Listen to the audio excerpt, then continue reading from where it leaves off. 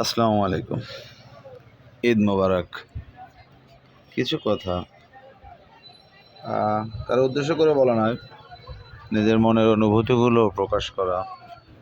আমরা যারা 90 দশকের জেনারেশন, এরা জানতো ঈদ কাকে বলে। সেই সময় পরীক্ষা শেষ হয়ে যেত, তারপরে সাধারণত ঈদ উদযাপিত হতো। রমজান মাসটা এভাবেই পড়তো। আর সবথেকে মজার বিষয় কি, তখন তেমন টাকা পয়সা ছিল না আমাদের কাছে, আমরা চাইলেও পেতাম না। যা ছিল বাবা মা আত্মীয় স্বজনের থেকে চেয়ে নিয়ে চলতে হতো।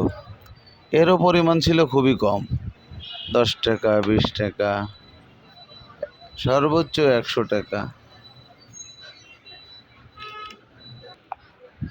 সর্বোচ্চ 100 টাকা। তাও অনেক বলে কয়ে নেওয়া লাগতো, খুব রেয়ার ছিল।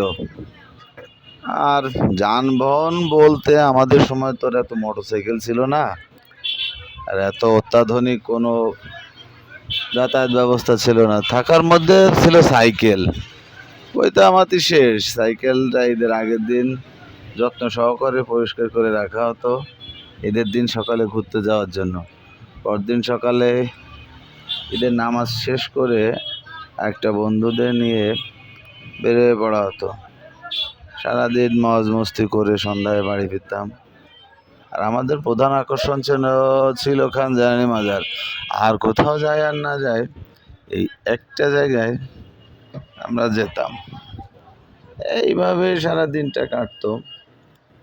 কিন্তু আজ আল্লাহর রহমতে সব কিছুই আছে, নিজে ইনকাম করি, নিজে চলার মতো। কিন্তু সেই যে আনন্দটা, সেই যে মজাটা আর নেই।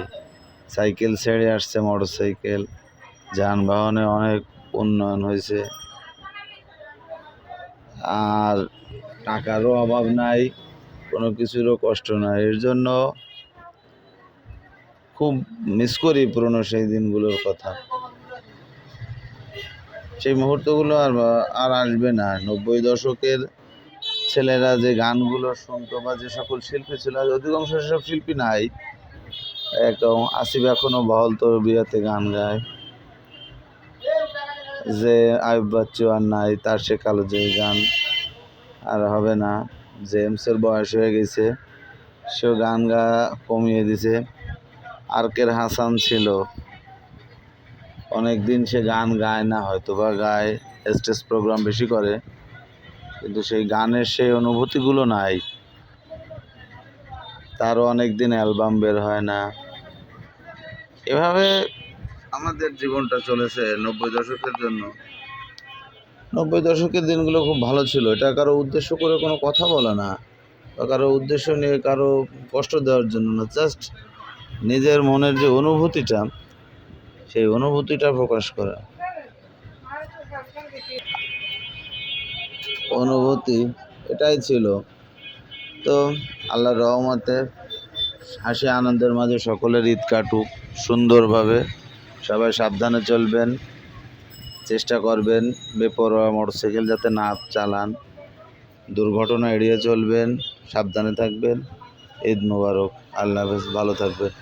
আর 90 দশকের যারা আছে আমার ভাই বন্ধু আত্মীয় স্বজন, সকলকে ঈদ মোবারক, ঈদের শুভেচ্ছা। আসসালামু আলাইকুম, আল্লাহ হাফেজ।